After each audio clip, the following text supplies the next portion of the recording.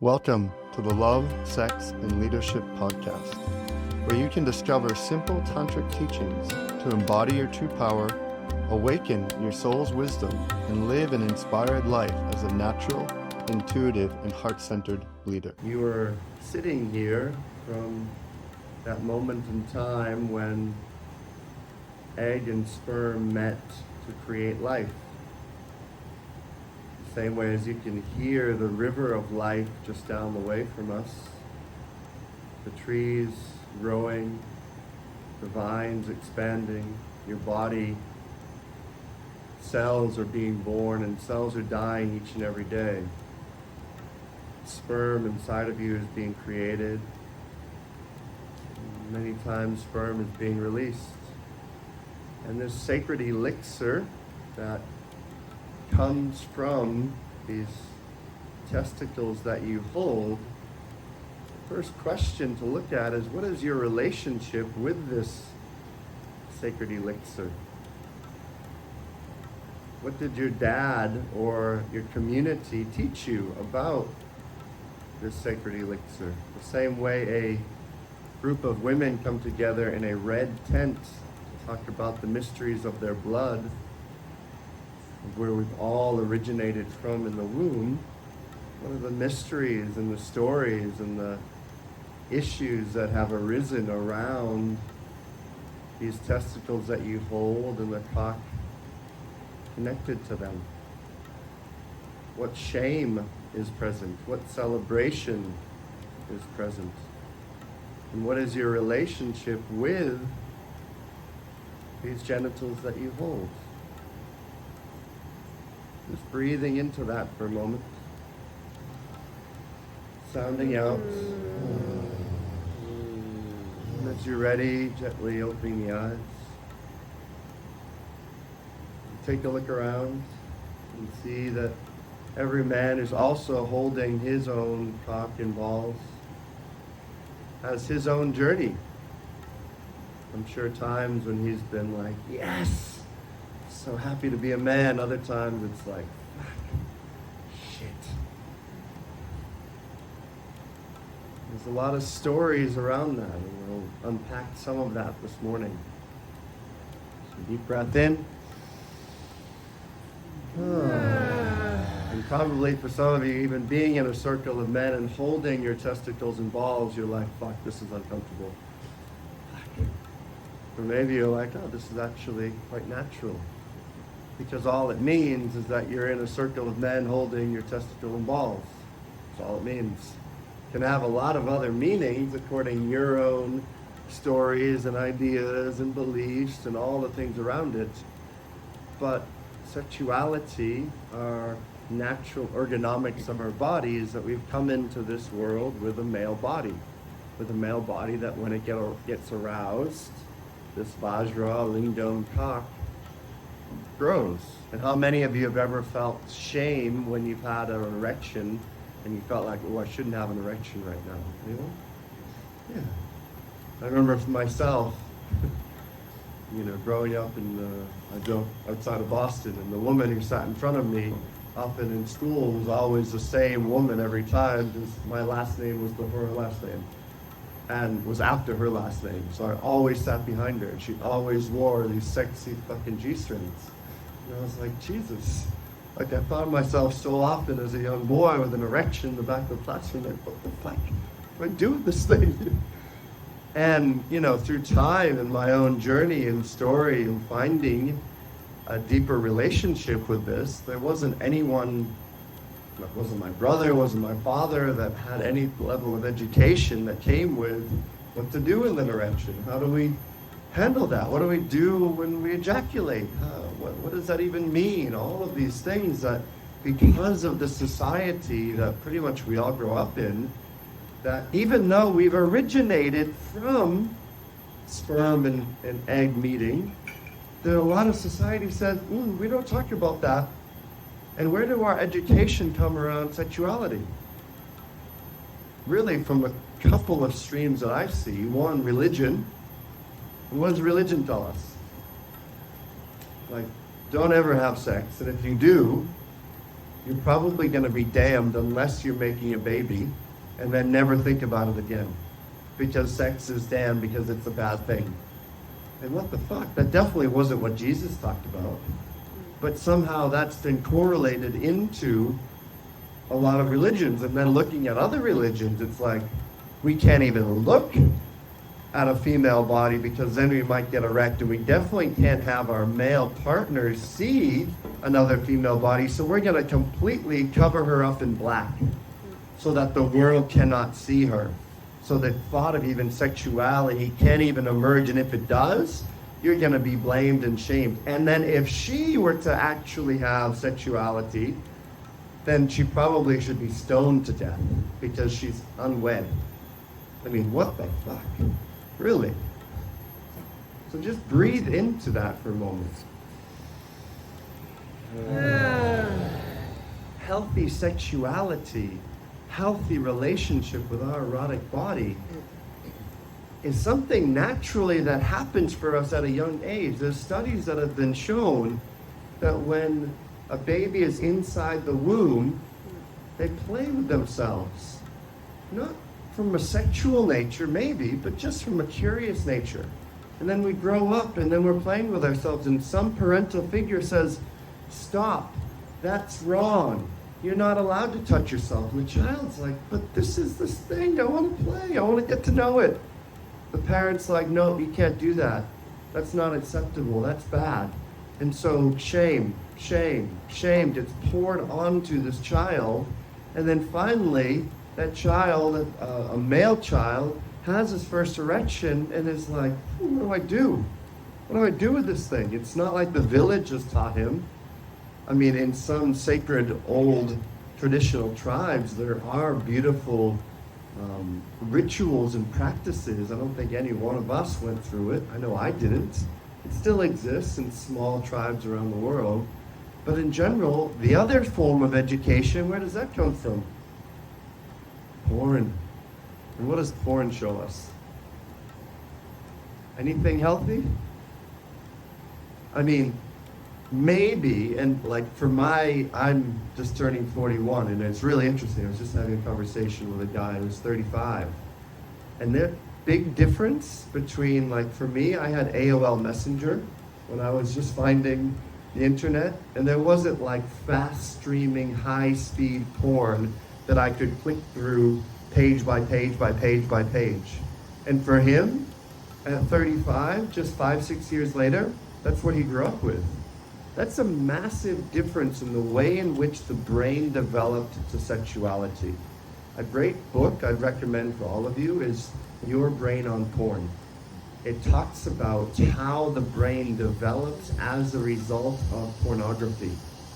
So if you're a young 15, 16-year-old kid and you found porn, a lot of kids are more addicted to porn, and even if they have a sexy, beautiful woman that they make love with, their brain, because they've been so addicted to porn, they actually want pornography and masturbation more than they want this beautiful, amazing body to make love with. That's what's happening in our day and age right now. It's fucking scary. We're moving into a territory with AI and computer generated. We have an entire world that when we put on goggles, we're disconnected from human to human touch. But we're connected to online visuals and stimulation that's well beyond what our body actually, I feel like, was made for. So we're stimulated beyond what we are capable of being in many ways. And then when we do get to being with another body, of course we touch her too quickly. Of course we go right to her genitals. Of course we do that because that's what we've learned in pornography for 10, 20, 15 years. So the very thought of so many female bodies being pushed away by sexuality is simply because they've never been touched with reverence and devotion and non-agenda. So I want to show a few specific things that you can do between, you could say, porn-addicted matrix lovemaking and what I'll say tantric lovemaking. One, take away agenda. Taking away agenda means that there isn't a rush to the destination. And what that means for you in a male body is differentiating between orgasm and ejaculation. They are not one and the same. Ejaculation is a byproduct that happens through orgasmic energy moving through the body. But your capacity to differentiate these two allows you to become a multi-orgasmic man. Allows you to become having multiple orgasms in lovemaking. How many of you have ever had any type of, you could say, semen retention practice or ejaculatory choice? Anyone? Great. So celebrating that, I love that you guys have explored that. And I'm not one of these Tantra teachers that's going to say, thou shalt never ejaculate, because I think that's fucking madness. And there are Tantra teachers in this field that will say that. And it becomes this thing where ejaculation becomes shamed. Oh my God, I ejaculated, now I need to feel bad about myself. No. If ejaculation happens, amazing. But if the chemical reactions in your body are addicted to ejaculation, that's where it can become problematic. And if you've spent your entire life watching pornography, then the way in which the chemicals that get released from your body happen at ejaculation, there will be an addiction to that. So there'll be a feeling of, I haven't completed because I haven't ejaculated. No, there isn't a completion, and by beginning to learn how to move energy through your body and know how to circulate energy, then you can become more orgasmic. Some of the practices that Alex was introducing this morning, which are brilliant and beautiful, a Sufi grind, a microcosmic orbit, a simple breathing of the energy through your body, this is how energy begins to circulate through you. So take your hands right now and just run your fingers through your skin. Imagine that every single one of your fingers was like a line or a cord of energy running through your body. There's actually thousands of them. These are called nadis. If you look at the structure, the bioelectric magnetic structure of our body, we have this Sushumna nadi, which I showed you yesterday, our central channel. We have Ida, which is more the left side, and we have Pingala, which is the right side. Also, Sexuality shows this. Have you seen the back of an ambulance? The back of an ambulance is a singular column of energy and two serpents running up and down. There's a great book called the Magdalene Manuscript that you could read, and it talks about Jesus' conversations with Mary Magdalene, giving initiations on how to move this serpent-like energy from your base to your crown, how to wake up the multi-orgasmic potential of your body. And so the reason why this is important about being more multi-orgasmic is, do you have the capacity to feel? So I get a lot of messages in my inbox, some guys say, I want to be multi-orgasmic and I want to learn semen retention. 99% of the time, the thing that they need to do more of is have a healthy emotional body. Are you feeling when you're sad? Are you expressing when you're angry? Because if you are not, then basically you're numb and you're asleep behind the wheel. Therefore, when your orgasmic energy is rising from a 7 to an 8 to a 9, and you've learned all these semen retention breath practices, if you don't have a practice of feeling your emotional body, then you haven't trained your system on how to be more connected to alive life force energy. This alive life force energy is your birthright. So when your body is going on the 7 to 8 to 9 scale, and it's almost at that place of ejaculation, of course it's going to ejaculate and have a 2 or 3 second sneeze and say, oh. because it wants to go back to sleep. You haven't trained it on how to feel yet. So it's like overload, overload, overload, too much, too much, too much. Please, abort, abort, abort. Boom. Let me go back to sleep now. That's easier. So what you're doing to feel more in your body, to touch your body, as I was talking about last night, about having sensory awareness, training your receptivity to touch the body, to be aware of your senses, of your smell, of your feeling, of your taste, of all of these senses, expanding the frequency, the wavelength of energy that you're able to hold. Therefore, when you do get to that 8 or 9 scale and you take one of these breath practices and you go, you can do a breath hold, holding it at the top and then releasing, visualizing the energy going through every limb of your body. And you can shake and you can undulate and you can move. This is where you differentiate ejaculation from orgasm. So that now when I'm having lovemaking, I can have multiple orgasms along the way. And ejaculation sometimes happens, sometimes it doesn't. For me, I'm a 41-year-old male. I find if I'm ejaculating more than once a month, I notice my energy isn't quite as amplified as I want it to. And I like to make love, and I know that if I'm making love in the evening and I ejaculate, I'm gonna wake up in the morning probably without the desire to ejaculate. And when I wake up next to this beautiful goddess, I wanna make love again. That's what I enjoy, because what is making love? It's not just fucking and having sex, it's being connected to breath, sound, and movement, which ultimately is connecting me to this deep mysticism of the universe that Arya's been speaking into through the sutras.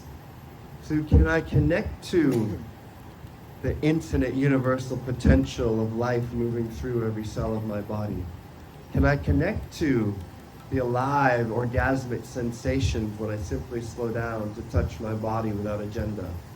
Can I connect to this dance between Shiva and Shakti that's moving through me? And can I breathe through it?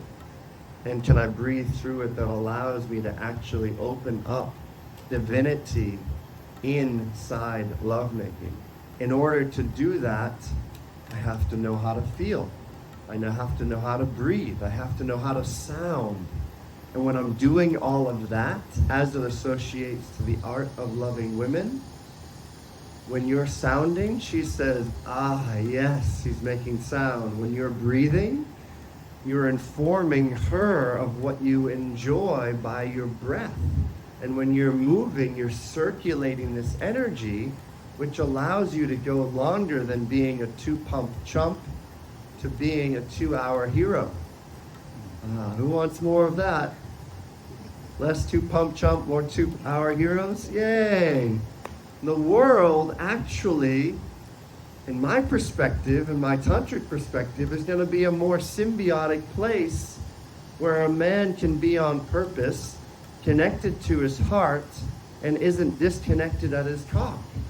But if we're porn addicted, religious shamed, then we ejaculate quickly, and what does that do? It takes us connected only to our mind. Our mind that's only connected to logic, reason, and understanding, and disconnected from our heart, our emotions, and our sexuality. And whichever fucked up, theory, idea you want to buy into, but that's a lot of what exists in the world, especially for male bodies. When a man expresses his feelings, they're usually cognitive interpretations of what he thinks is happening in his body, being illuminated by the understanding of his mind. That's unfortunately the way in which most men connect to the feeling sensation inside of them, because that feeling sensation at a young age was said, you're not allowed to feel, you're not allowed to express. Big boys don't cry. We don't express our anger. Boom, boom, suppression, suppression, suppression, suppression. And then we wonder why we can't last for more than 5 to 10 minutes. Average lovemaking isn't because the woman isn't turned on enough. It's because the man is ejaculated in 3 to 5 minutes. Fuck. Shit. Sorry. Like, that sucks. Because for most female bodies, it takes 15 to 20 minutes for the blood to start to circulate from her body into the lips of her yoni. And that might not even happen at 20 minutes. Because if I compare a female body to a male body, if I put some fire underneath it, if I start to boil that kettle is going to be a slow burn. It's going to be one of those stoves in Bali that don't work very well. And you're like, damn, this takes a while. And what does that require? Patience. It requires patience to say, I'm going to gently touch every limb of your body, gently and slowly, so that I can start to warm you up from the outside in. If I have that same kettle for a male body, it's going to be one of those super fast, high speed, I don't even know what they're called, but immediately in about 1 to 2 minutes that water's boiling. And it's like, boom, and 1 to 2 minutes might be on the long side. Because as men, we're initially, our ergonomics, our erection often comes first, yeah? And there's like, boom, okay, I'm ready. And the woman's like, oh, ha, shoot, oh, let's take a breath here. Please do not enter that cock so quickly inside of me. And for a lot of men, because that's what they associate to how turn on happens, they're like, monkey see, monkey do. My body turns on that way, so I turn on my cock first. Let me touch yoni first. Let me get wetness. And the woman, because of that, has been trained to try to have her sexuality be met in a masculine way. And then if she's not turned on that way because she's been watching too much porn as well, she's like, oh, I think that's what I need to do. Let's grab the oil. Let's grab the lubricant, and that way I can satisfy him, he can ejaculate quickly, and then we can go back to sleep together.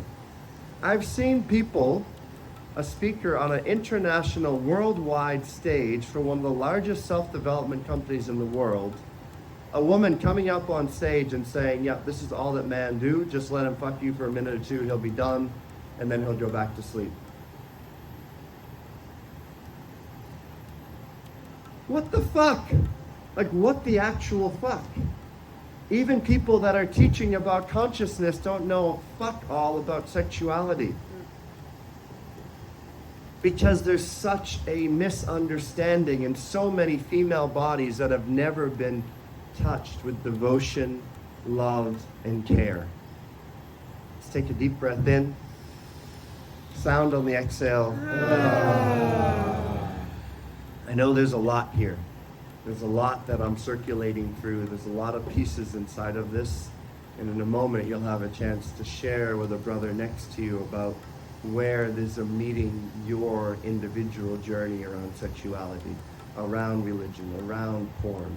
Because the thing I've learned more than anything is that when we can be honest and transparent about the journey that we've taken to be here, and let ourselves be seen in our uncomfortability and our shame and our erectile dysfunction and our issues with our genitals and all of that, then literally the place of giving word and communication and expression to it, some of the energy associated to that shame can begin to fall away, more deeply. And this conversation, of course, we're touching upon it deeply, and I just want to plant the seed, because when men spend days upon days together in a retreat space, when all of these deeper layers can really be seen, the homophobia, the fear, the lack of trust that exists inside of our own body, and as a result is projected onto many men.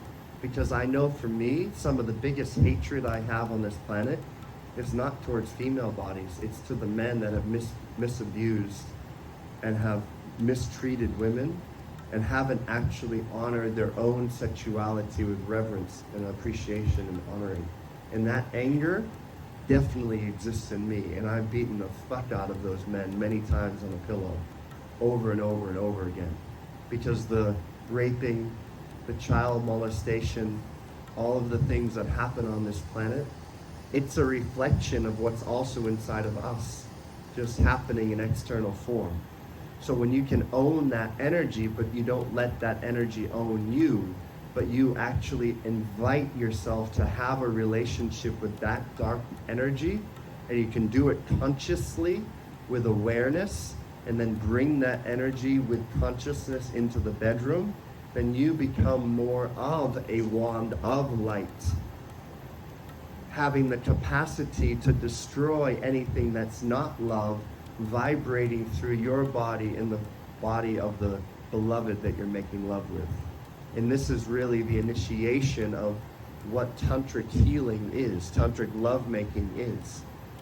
Another really important tip.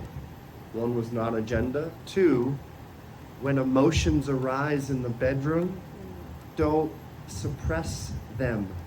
If she's crying, let her cry. If you're crying, let the emotions flow.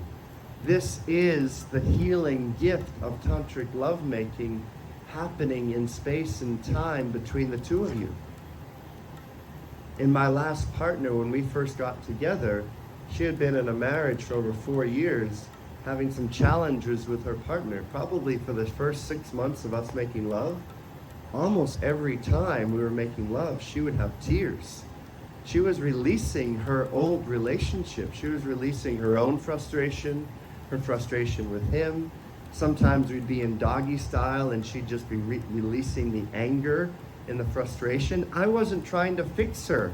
I wasn't saying, oh my God, babe, you're crying now. Let me fix you. Let me give some solution so your tears go away.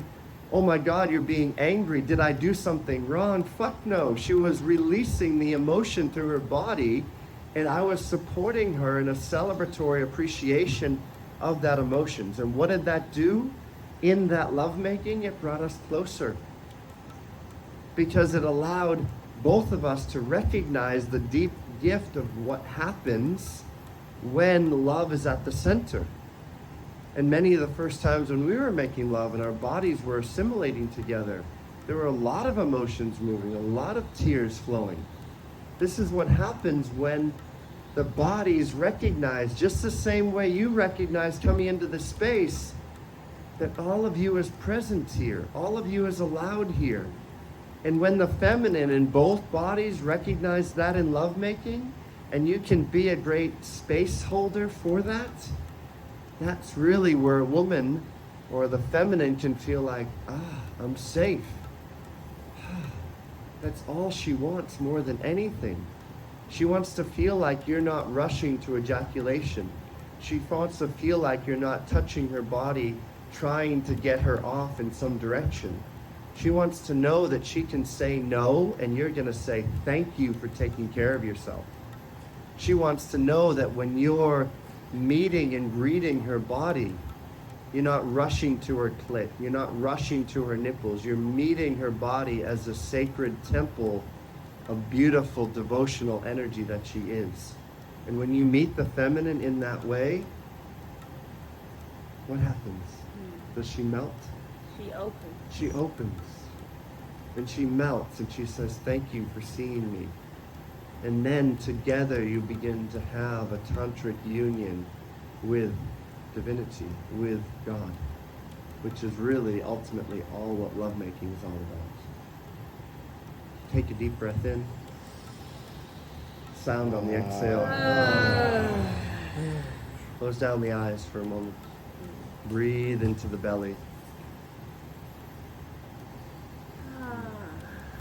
I want you to take all of these pieces that I've been speaking about, celebrating emotions, differentiating ejaculation and orgasm, having a deeper relationship to your own self-love and self-pleasure. Maybe a hand on the heart, a hand on the belly, connecting into this energy. And just for a moment, recognize that this body temple you are touching is a body temple. The same way you go to a temple to give your homage and prayer and thanksgiving. Just for a moment, I want you to give prayer and thanksgiving to this body temple. Maybe those are spoken words out loud saying, thank you, body. Thank you, beautiful body, for holding me, for loving me. And if you want, you can also take one of your hands and place it on your lingam, on your cock, on your vajra, and give thanksgiving to all the pleasure, to all the celebration, to all of the deep healing and love that you've brought into this planet as being a male body. And as you're breathing in this energy, there's any shame that's there, let it go with sounds. There's any time that you've been shamed or blamed for having erection too early, breathe it in and let it go with sounds. If there's any time when you have touched someone inappropriately or someone has touched you inappropriately too early, breathe it in and let it go with sounds. The only way forward is forward. And that means that you can have a new relationship with this body from today on forward, making a difference into the lives of people, your beloved, from the bedroom to the boardroom across this planet. When you know yourself as a sacred sexual being, connected to your all, connected to your love, to your life force, to your aliveness. Breathe that in.